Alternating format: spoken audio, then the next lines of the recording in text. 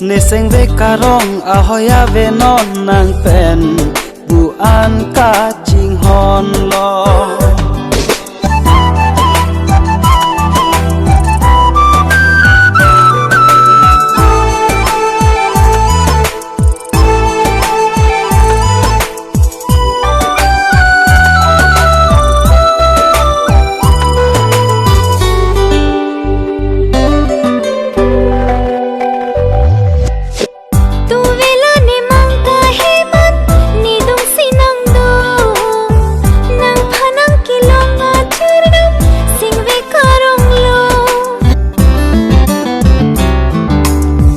Do thek the ne non seng ve karong ho ada pena ning ve ke dam the dun de det lo apor pen boham ka chitong nang pen seng ve chi parong long ne seng ve karong ahoya ve non nang pen bu an ka ching hon lo.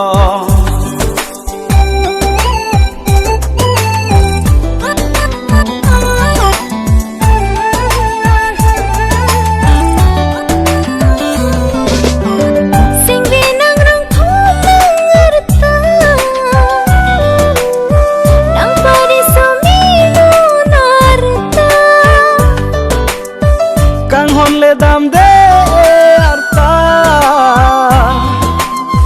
seng ve che the thim no nang ta apor pen boham ka che to nang pen seng ve che parong long.